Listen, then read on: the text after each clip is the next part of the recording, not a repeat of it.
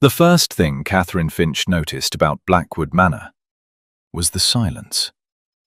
It was not the peaceful quiet of the countryside she had just travelled through, but a dense, weighted silence that seemed to emanate from the stone walls themselves. A silence that had absorbed generations of unspoken sentiments and held them captive. She stood in the great hall, her single trunk at her feet, and waited. The air smelled of beeswax, old paper, and something faintly medicinal, like dried lavender. A housekeeper, her face a roadmap of years spent in service, approached without a sound. "Miss Finch, I am Mrs. Gable. The Dowager Duchess will see you in the morning. You are to be shown to your rooms." Catherine inclined her head. "Thank you, Mrs. Gable." Her voice was low and steady, a thing she had cultivated to avoid drawing attention. Her rooms were in the west wing, far from the family's apartments. They were clean, spare, and cold. From her window, she could see a formal garden, surrendering to the encroaching wilderness of the park beyond. It was a place of meticulous order and creeping chaos, and she felt an immediate, quiet kinship with it. For 3 days, she saw no one but the young maid who brought her meals. On the 4th morning, she was summoned to the Dowager Duchess. The Dowager was a formidable woman, clad in severe grey silk that seemed to absorb the light. She sat bolt upright in a chair that looked as unforgiving as her posture. "Miss Finch, you come recommended for your diligence and your discretion. My late husband, the Duke, was a man of enthusiasms. One of them was botany. He left behind a library and a collection of specimens that are, I am told, of some significance. They are also in a state of profound disorder. Your task is to catalogue them. Everything. The books, the papers, the dried plants. Create a system. Be invisible. Do you understand?" "I do, Your Grace," Catherine said. "The salary is as we agreed in our correspondence. Your board is found. You will take your meals in your room. The library is your domain. You are not to venture into the family's quarters. You are not to entertain guests. You are, in effect, to become a ghost in this house. A ghost who tidies." Catherine's expression did not change. She had been a ghost in other houses. It was a role she understood. "I will require access to the grounds, Your Grace, to cross-reference the specimens with the local flora." The Dowager waved a dismissive hand. "As you wish. Do not disturb the gardeners, or my son." The son. The current Duke. Catherine had heard of him only in whispers from the driver who brought her from the station.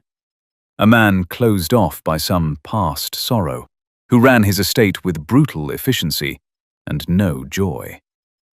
She did not meet him for another week. The library was a magnificent disaster. Books were piled on the floor. Folios of pressed flowers were stacked precariously on chairs, and a fine layer of dust covered everything. It was a scholar's paradise and a curator's nightmare. Catherine felt a thrill of purpose she had not allowed herself in years. She began with a single corner, her method slow and exacting. She did not just list titles. She read flyleaf inscriptions, noted marginalia, and cross-referenced editions. She found a first edition of Linnaeus tucked inside a book on animal husbandry. She found letters from famed botanists folded into the pages of forgotten treatises. She was not tidying.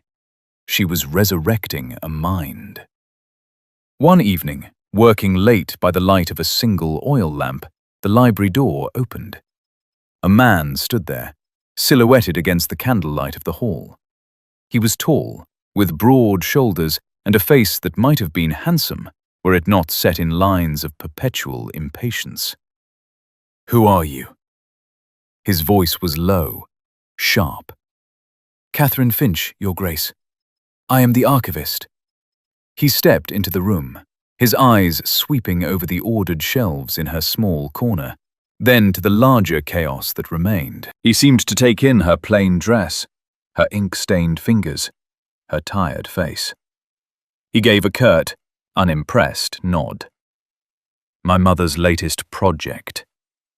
He said the word project as if it were a synonym for folly. He did not introduce himself. He did not need to. He turned and left as abruptly as he had arrived, closing the door behind him with a definitive click. Catherine stood motionless for a long moment, the silence of the room now feeling less like a comfort and more like a judgment. She took a slow breath and returned to her desk. The inscription on the book she was holding was a love poem to a rare orchid, written in the late Duke's hand. She traced the faded ink with her finger, a quiet ache settling in her chest. The true wound came 2 weeks later. The Duke, Alistair, was hosting a small gathering of neighbours. Catherine was in the library, as always, when the door opened slightly. She had learned to ignore the sounds from the rest of the house, but this time, voices carried. "And what is happening with your father's old library, Alistair?" a man's voice asked. "I hear you've hired someone." Then, the Duke's voice, laced with a dry, careless disdain that cut her more sharply than any overt cruelty. "My mother has. Some woman to dust the old books. An archivist, she calls herself. It keeps her occupied." A woman laughed, a light, tinkling sound. "How very scholarly. Is she ancient and covered in cobwebs herself?" "I couldn't say," Alistair replied, and the casual indifference in his tone was the final turn of the knife. "I have not made it a point to look closely." The door clicked shut. Catherine sat at her desk, her pen frozen above the page. Dusting old books. The phrase echoed in the cavernous room. She looked at her work, the neat stacks of catalogued volumes, the carefully restored bindings, the pages of notes she had compiled that traced the intellectual journey of a brilliant man. She was not dusting books. She was giving a voice back to the dead. And the living Duke had dismissed it, dismissed her, without a second glance. She did not cry. She did not allow herself the indulgence. Instead, a cold, quiet resolve settled over her. She would not be a ghost. A ghost can be ignored. She would be a function, as silent and essential as the foundations of the house itself. Her work would be her response, and it would be impeccable. That night, she took out a fresh sheet of drawing paper and a set of fine pencils. On her walks, she had been mapping the estate's flora in her mind. Now, she would give it form.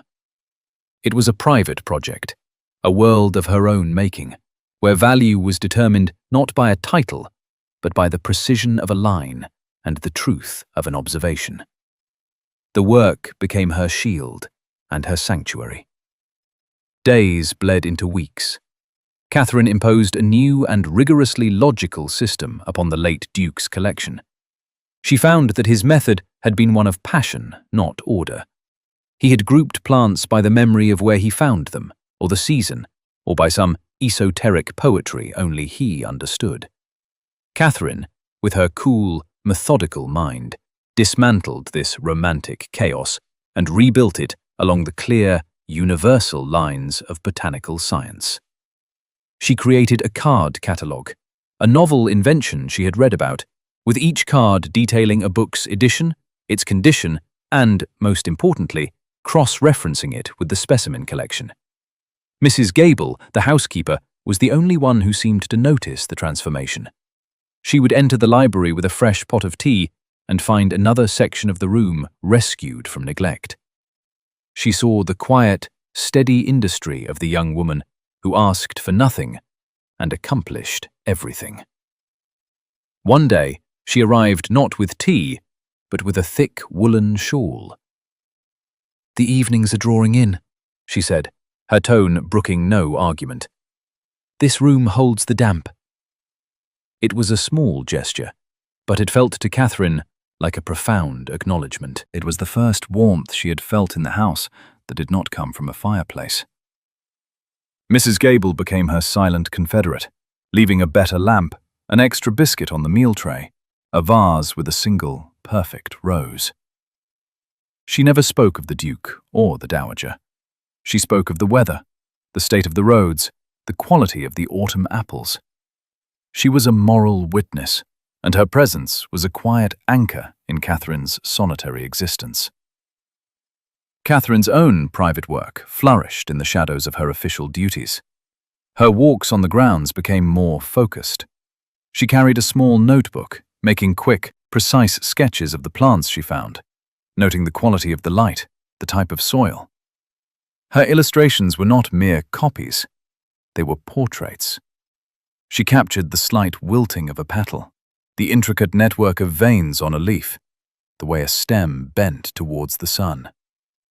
It was a language she had learned from the late Duke's books, a way of seeing the world with intense, loving precision. One afternoon, in a damp, shaded hollow near the estate's northern boundary, a place the gardeners rarely ventured, she found it. A flash of impossible colour against the muted greens and browns of the undergrowth. She knelt, her heart beating a little faster. It was a lady's slipper orchid, the Cypripedium calceolus, with its distinctive pouch-like petal of pale yellow and its spiralling purplish-brown sepals. According to the books in the library, it was thought to have vanished from this part of the country a century ago. The late Duke had written of his search for it, his journals filled with frustrated entries and dashed hopes. And here it was, a single, perfect bloom, thriving in secret. She did not touch it. She did not pick it. She sat on the damp earth for over an hour, simply looking at it, memorizing its form. That evening, back in the library, she began the most ambitious drawing she had ever attempted. She worked on a large sheet of heavy, cream-colored paper, using the finest pencils she possessed. This would not be a sketch. It would be a testament. She drew the curve of the petals, the delicate hairs on the stem, the mossy ground from which it sprang. She worked on it for many nights, her official cataloguing work finished for the day, the only light in the vast, dark house coming from her window.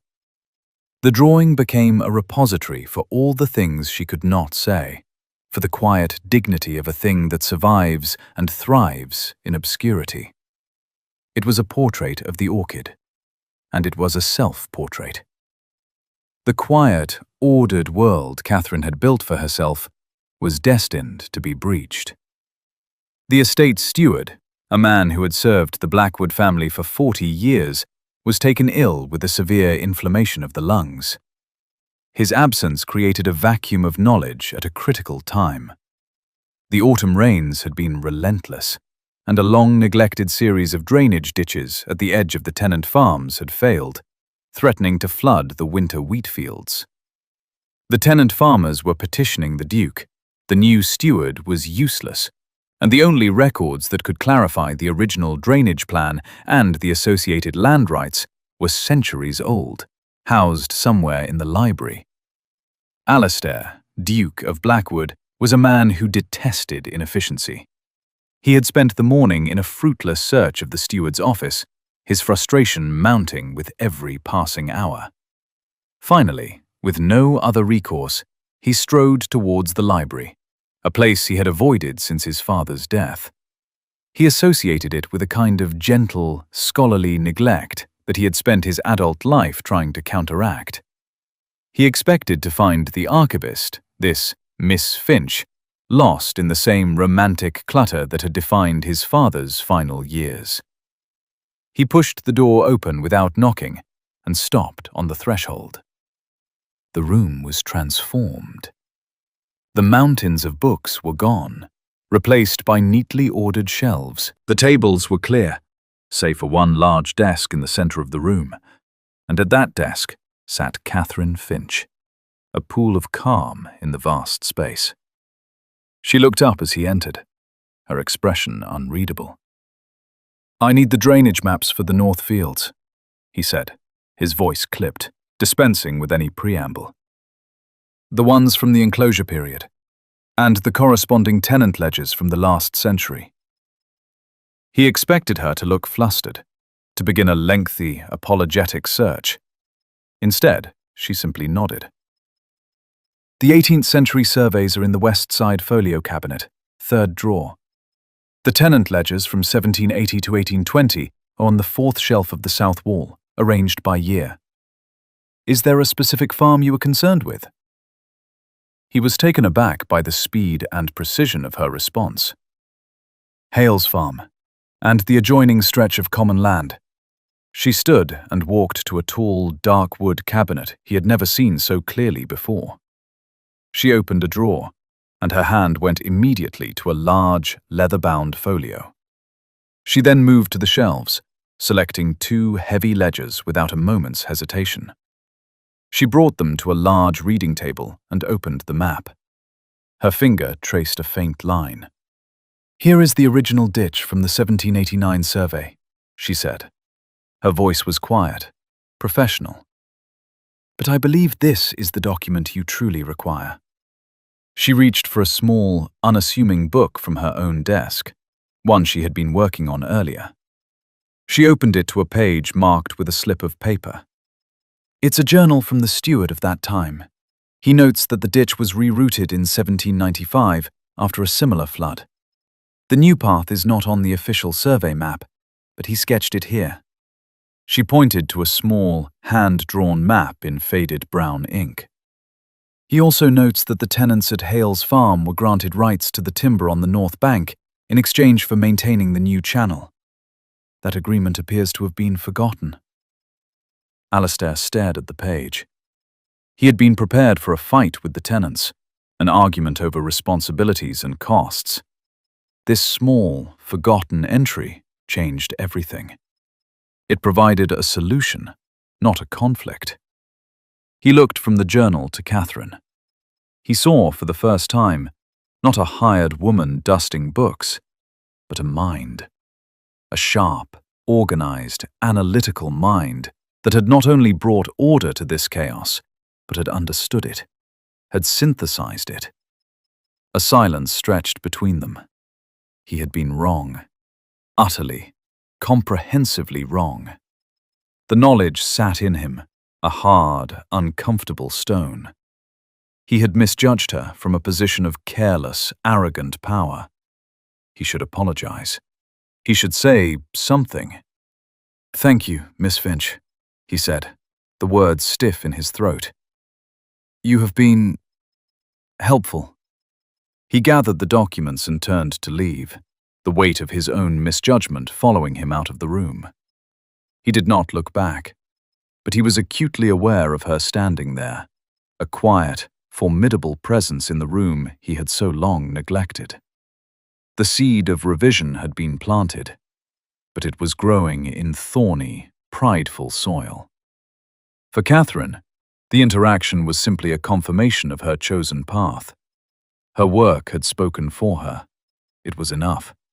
She did not need his praise.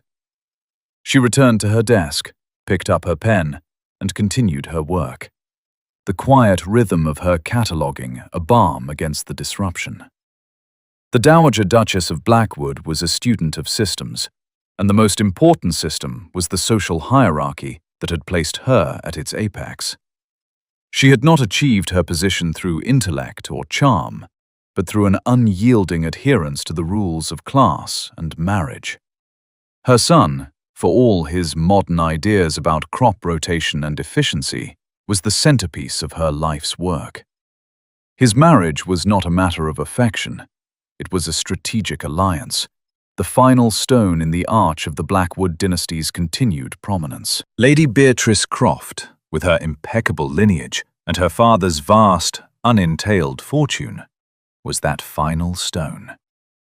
The Dowager had begun to notice a change in her son, a subtle shift in his posture when he passed the library, a new and unsettling habit of asking questions about the estate's history.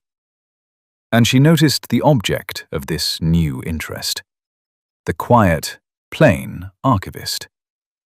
She had seen the way Alistair looked at Miss Finch during that brief, charged encounter over the drainage maps. It was not the look one gave a servant. It was a look of re-evaluation, of dawning respect. And respect, the Dowager knew, was the precursor to far more dangerous emotions. She began her campaign subtly, a series of small, precisely aimed cuts designed to remind Miss Finch of her place. When Catherine requested a specific type of acid-free paper for preserving delicate specimens, the Dowager intercepted the request. "Surely the household stationery is sufficient, Miss Finch. We are not the British Museum." When Catherine was seen walking near the North Woods, the Dowager remarked to Mrs. Gable, loud enough for Catherine to overhear, "One hopes Miss Finch remembers her work is indoors.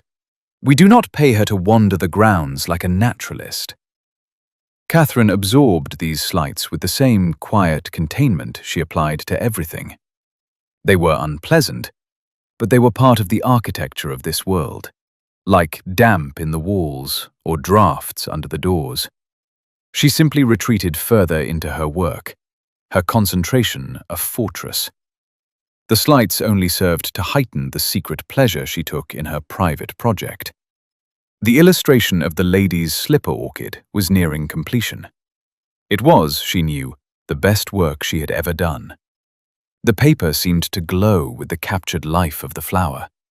It was her one act of defiance, a testament to the world she saw and valued, a world entirely separate from the Dowager's rigid system. The Dowager, however, was not a woman to be thwarted by passive resistance. She required a pretext, a justifiable reason to remove the girl before this quiet fascination of Alistair's could blossom into something truly problematic. She found her opportunity one afternoon when she knew her son was away, visiting a tenant on the far side of the estate. She entered the library on the pretense of searching for a book of sermons. The room was, as always, impeccably ordered. But on a small drafting table near the window, set apart from the official work, was the drawing. It was positioned to catch the best of the afternoon light. The Dowager walked over to it. She was not a woman who appreciated art, but she recognized mastery. The drawing was exquisite, alive with a precision and beauty that was almost unnerving. And in that beauty, she saw not talent, but ambition. She saw a young woman making herself indispensable, creating value, weaving herself into the fabric of the Blackwood legacy in a way that had nothing to do with cataloguing books. This was not the work of a hired ghost. This was the work of someone who believed she belonged. "What is this, Miss Finch?" the Dowager asked, her voice dangerously soft. Catherine looked up from her ledger. "It is a botanical illustration, Your Grace." "I am aware of what it is," the Dowager snapped. "What I am asking is why you are spending your time on this frippery when you are being paid to catalogue my husband's collection. Is your work so simple that it allows for such extensive leisure?" "My work is finished for the day, Your Grace. This is a private project." "Private?" The Dowager's laugh was a brittle thing. "Nothing in this house is private, Miss Finch. You are using our paper, our light, our time. This drawing is an indulgence, a sign that you have grossly misunderstood your position here. You were hired to be an archivist, not an artist. You were hired to manage the past, not to create additions to it." The accusation was unjust, a deliberate misreading of the situation, and both women knew it. But the Dowager held all the power. Catherine stood, her hands clasped before her, and met the older woman's gaze. She would not defend herself. To argue would be to accept the premise of the Dowager's critique, to grant it a legitimacy it did not deserve. Her silence was her only available armor. Her silence, however, was precisely what the Dowager had counted on. It looked like guilt. It looked like an admission of fault. "It has become clear to me," the Dowager continued, her voice turning colder, more formal, "that your work here is complete. The library is in order. Your services are no longer required. I have had Mrs. Gable prepare a generous severance. It should be more than sufficient. A carriage will be ready to take you to the village in the morning. I trust you will be packed and ready to depart by 10. She did not wait for a reply. She swept from the room, leaving the pronouncement hanging in the air like a death sentence. Catherine stood for a long time, looking at her drawing of the orchid. The Dowager had called it a frippery, an indulgence. But it was the truest thing she had made. She felt a grief so profound, it was almost physical. Not for the loss of her position, but for the loss of this place, this work, this quiet, ordered world she had built from chaos. She would be a ghost once more, but this time, a ghost cast out. And so, my dearest viewers, a contract is broken not by the letter of the law, but by the breaking of a spirit. A woman of quiet competence is dismissed by a woman of loud authority. An injustice has occurred, witnessed only by the silent books and the indifferent stones. But we must ask ourselves, when a seed of truth has been planted, can it truly be uprooted so easily? We shall see. If you are enjoying this tale, please do consider subscribing, and perhaps tell us in the comments what quiet, unseen work you value in your own life. Now, back to our story. Catherine did not argue. She did not plead.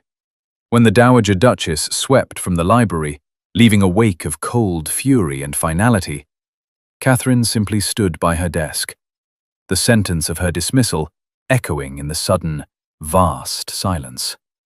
Arguing would have been a performance for an audience of one, a woman who had already written the end of the play. To what end? To be called hysterical? To be reminded more forcefully of her station? No. Dignity, she had learned long ago, was a quiet affair, practiced in private. It was the careful packing of a small trunk, the folding of a plain dress, the settling of a small account. She spent the evening in a state of meticulous activity. She finished her final entry in the main library catalogue, her handwriting as steady and clear as ever. She wrote a short, precise note for her successor, should there ever be one, explaining the logic of her system and the location of the key indices. She wiped down her desk, cleaned her pen nibs, and left everything in a state of perfect, impersonal order. It was as if she were erasing herself from the room, leaving behind only the work, which was, after all, the only part of her that had ever truly been welcome here. She packed her few belongings, her 2 spare dresses, her books, her small box of drawing pencils. Lastly, she looked at the illustration of the orchid. It was almost finished. All that remained was the delicate shading on the moss at its base. She could not bring herself to leave it. It felt like abandoning a child. She carefully rolled the heavy paper, tied it with a bit of twine, and placed it in her trunk. Mrs. Gable brought her final supper tray. The housekeeper's face was a mask of stoic sorrow. She set the tray down on the small table by the window. "There is a cold pheasant, miss, and I brought you a slice of the apple tart." "Thank you, Mrs. Gable. You have been very kind to me," Catherine said, her voice even. The housekeeper busied herself with the curtains, her back to Catherine. "She had no right," Mrs. Gable said, her voice low and thick with an anger she rarely showed. "He will be displeased." Catherine knew who he was, but she placed no hope in the Duke's displeasure. His favour was a fleeting and unpredictable thing, a change in the weather. Her own integrity was the only ground she could stand on. The Dowager Duchess is mistress of this house. It is her right. There are rights, and there is what is right, Mrs. Gable murmured, turning back. Her eyes were wet. The carriage is ordered for 10. She hesitated, then reached out and placed a hand briefly on Catherine's arm. Godspeed, Miss Finch. The touch was a small benediction. Catherine did not sleep. She sat in the chair by the window, watching the moon trace its path across the wild gardens below. She was not grieving the loss of a job. She was a competent archivist and would find another. She was grieving the orchid, undiscovered. She was grieving the late Duke, whose intellectual world she had come to inhabit and admire. She was grieving the quiet companionship of the books. It was a clean, sharp grief, without self-pity. At dawn, she dressed, pinned on her hat, and was waiting in the hall with her trunk 10 minutes before the appointed hour. The carriage arrived. The driver loaded her trunk. She climbed inside without a backward glance at the great stone facade of Blackwood Manor. The door closed, and with a lurch, the carriage began its slow journey down the long, winding drive. Alistair returned from his visit to the tenant farm late that morning. His mood surprisingly improved. The information from the steward's journal had worked precisely as Miss Finch had predicted. An old, forgotten agreement had been honoured, a costly dispute had been avoided, and a measure of goodwill had been restored. It was efficient. It was logical. It was, he had to admit, brilliant. He found himself wanting to tell her. He wanted to describe the look on the farmer's face, to confirm the accuracy of her research. He wanted, he realized with a jolt, to see her quiet, intelligent eyes light with the satisfaction of a puzzle solved. He went directly to the library. He had a follow-up question about another land grant he'd remembered, but it was an excuse. He wanted to see her. The library was silent and empty. Her desk was clear. The ledgers were all perfectly shelved. The room was immaculate, but it was lifeless. A beautiful, well-ordered tomb. A flicker of unease went through him. He called her name. Miss Finch! Only the echo answered. He found Mrs. Gable in the main corridor, directing the polishing of the silver. Where is Miss Finch? He asked, his tone sharper than he intended.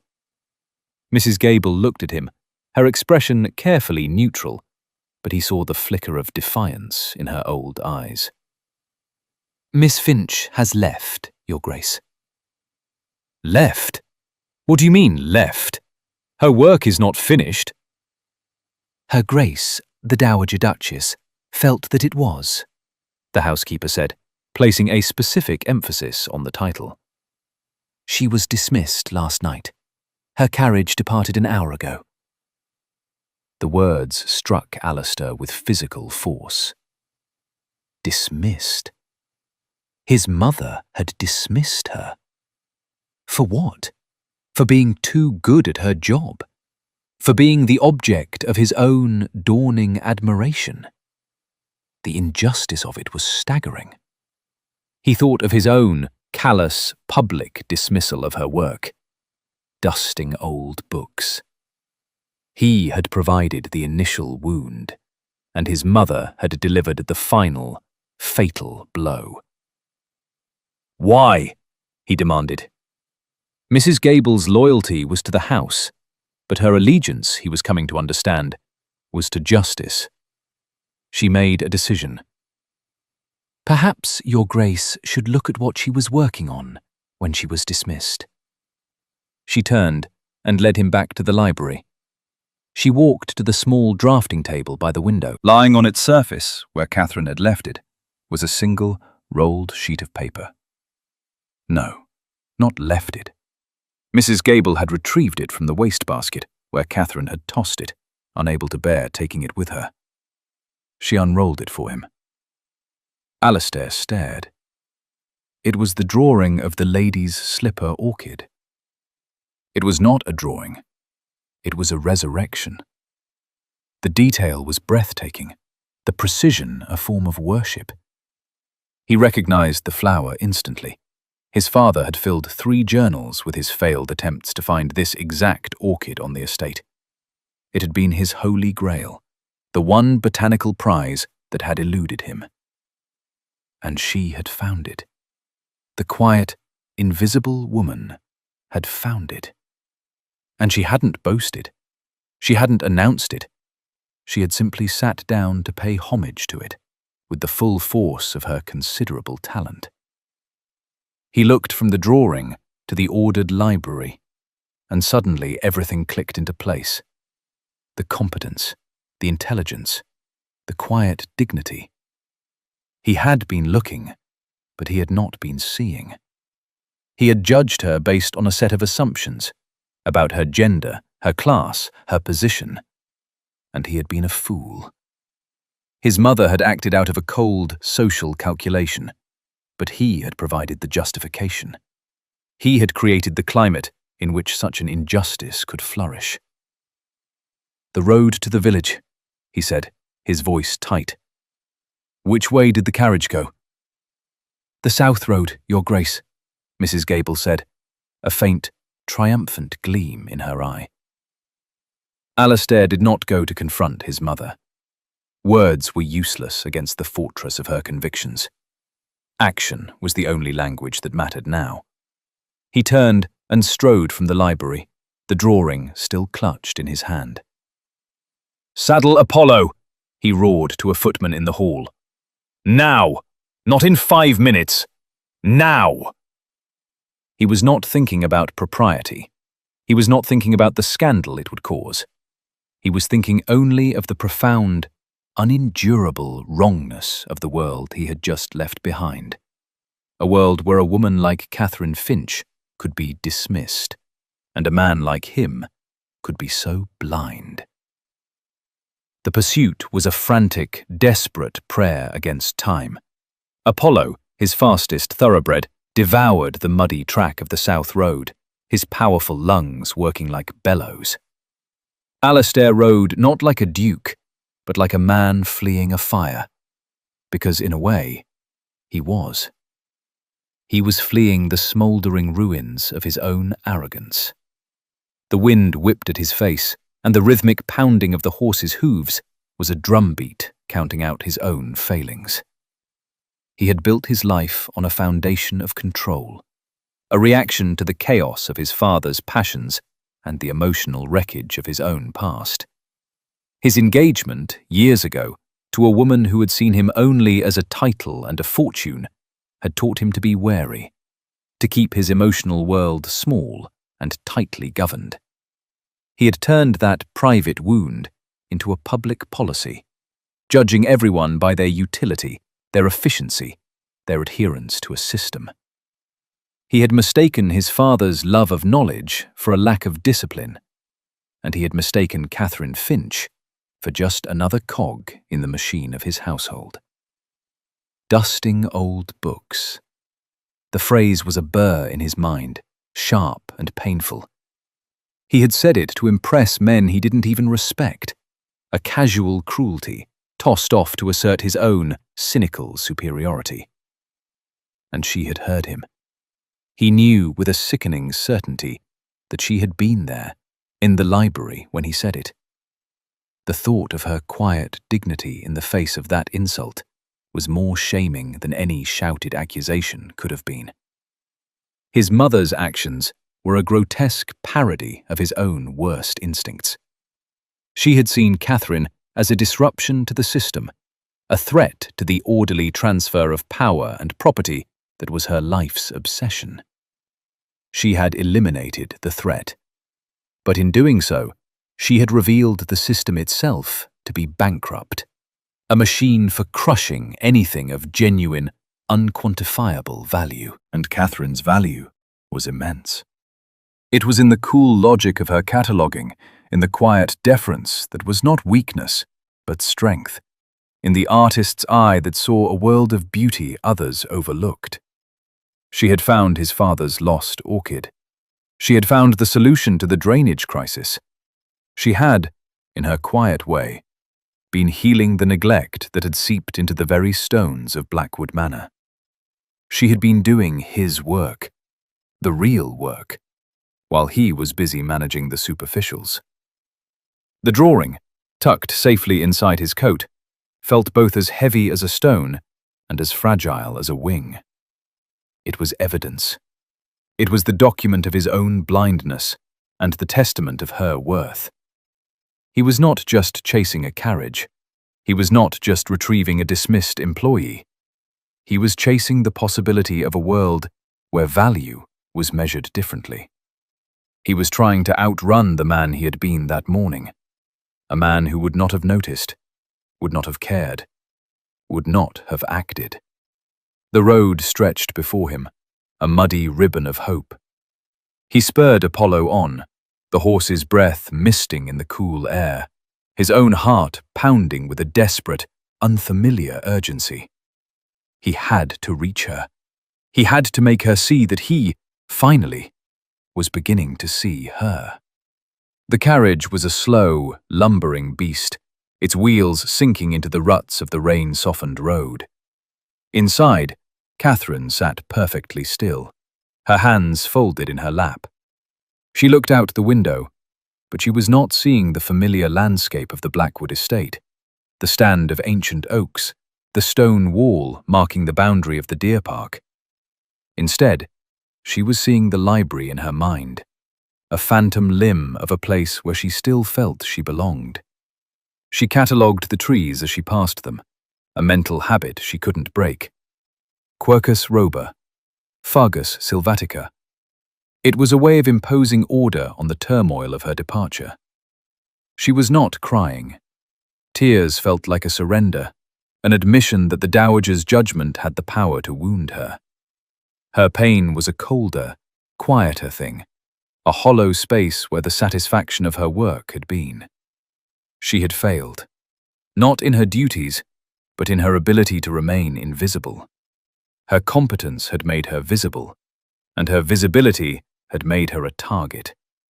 It was a cruel paradox, one she had no energy to rage against. Then she heard it. A faint, rhythmic drumming that grew steadily louder, resolving itself into the sound of a galloping horse. It was coming from behind, fast. The driver would be expecting to be overtaken, perhaps by a messenger or a local squire in a hurry, but the hoofbeats did not pass. They slowed, keeping pace with the carriage. She heard a man's voice shout, and the carriage jolted to a halt. Catherine's first thought was of highwaymen, a foolish, anachronistic fear. But the door was not wrenched open. After a moment of silence, there was a polite, almost hesitant knock. The driver, his face a picture of confusion, unlatched the door and pulled it open. Alistair, Duke of Blackwood, stood there. He was alone. His coat was spattered with mud, his hair was wild, and his face was flushed from the ride. His horse, Apollo, stood behind him, sides heaving, breath pluming in the chill air. He looked nothing like the cool, controlled master of the estate, and everything like a man who had just ridden through hell to get here. The world seemed to shrink to the small space between them. The driver, the carriage, the woods, it all faded into the background. There was only the Duke's mud-spattered boots on the road and his intense, unreadable gaze. He did not say, "Come back." He did not say, "My mother was wrong." He did not offer an apology or an explanation. Instead, he reached inside his coat and drew out the rolled sheet of paper. Her drawing. He held it out to her. It was not a command. It was an offering. "You left this," he said. His voice was low, slightly breathless from the ride. Catherine stared at the drawing, Then back at his face. She did not take it. "It is of no consequence," she said, her own voice a quiet counterpoint to his urgency. "That is not true." He took a step closer. The intensity in his eyes was startling. He was looking at her, really looking at her, for the first time. "My father searched for that flower his entire life. He wrote about it for years. He believed it was the soul of this land. You found it." It was not a declaration of love. It was not a romantic speech. It was something far more powerful. It was a specific, documentable acknowledgement of her value. He was not praising her beauty or her charm. He was praising her eye, her knowledge, her quiet, persistent diligence. He was seeing her work. He was seeing her. A single hot tear escaped her control and traced a path down her cheek. She angrily brushed it away. He saw the gesture. A flicker of something. Pain, understanding, crossed his face. He looked at the driver. "I will see Miss Finch back to the manor. Ride my horse back. Go." The driver, stunned but obedient, scrambled down. Alistair climbed up into the driver's seat himself. He did not look at Catherine again. He just picked up the reins and, with a soft click of his tongue, turned the lumbering carriage around. The journey back to Blackwood Manor began in a profound, earth-shattering silence. The journey back was a study in reversal.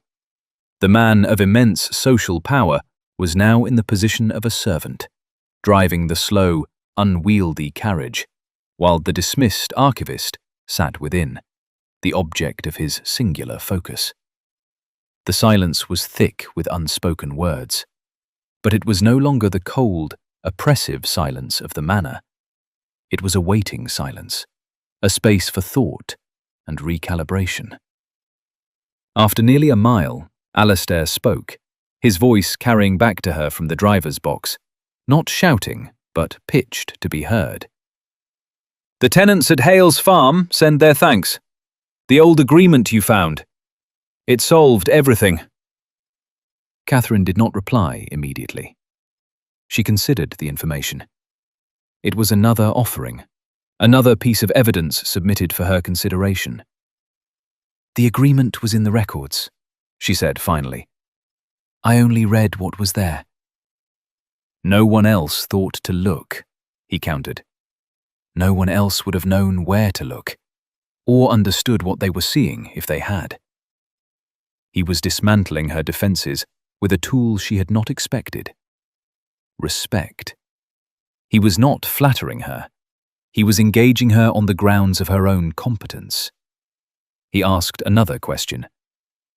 "The Linnaeus, the first edition. Where did you find it?" "It was used as a press for some fern specimens," she said, "inside a copy of The Shepherd's Calendar." A short, sharp sound came from the driver's box.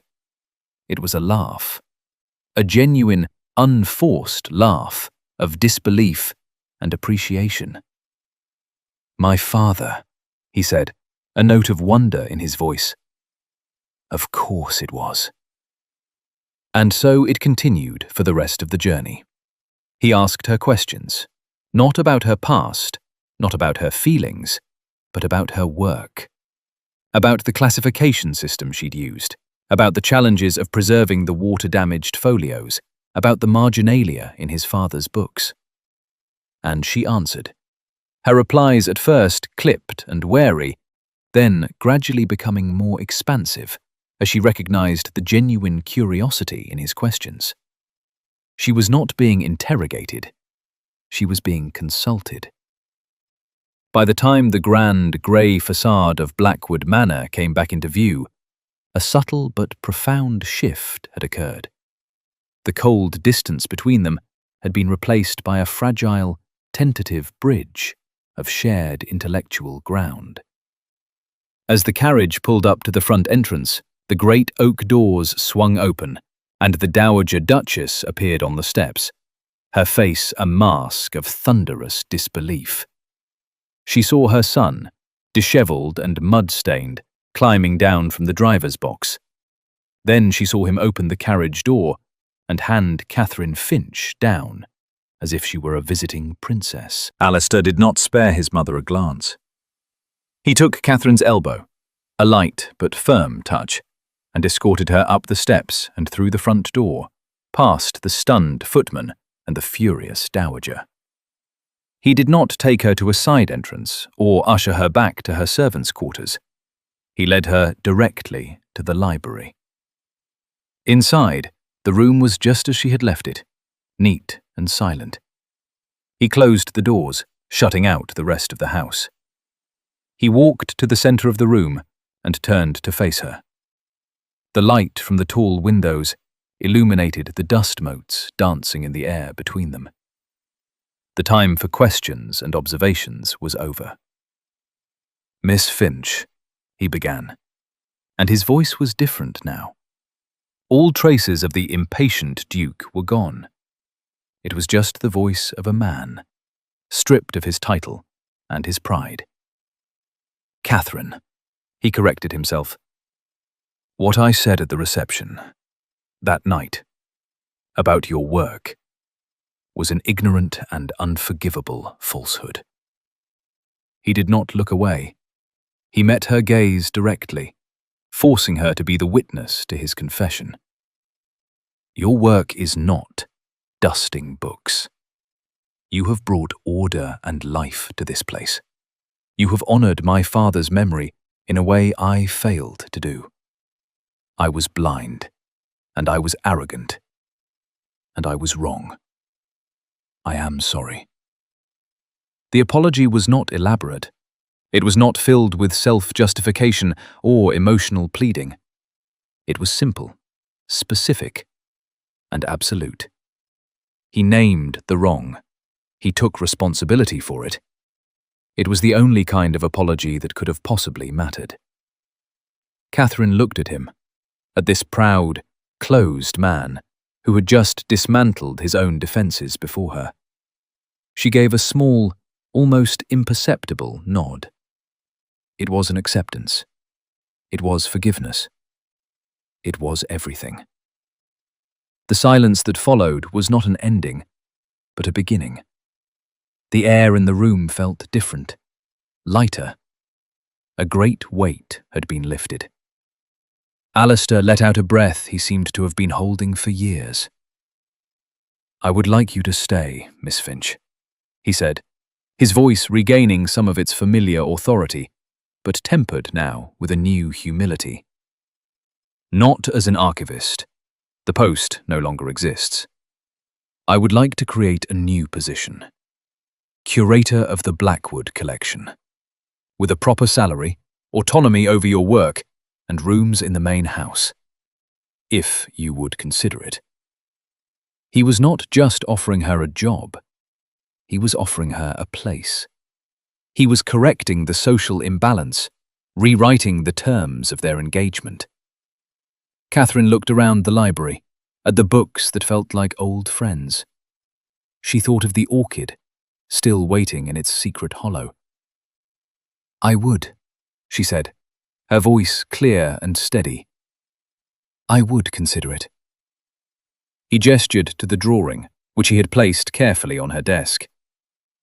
"And I would be honored," he said, "if you would finish this.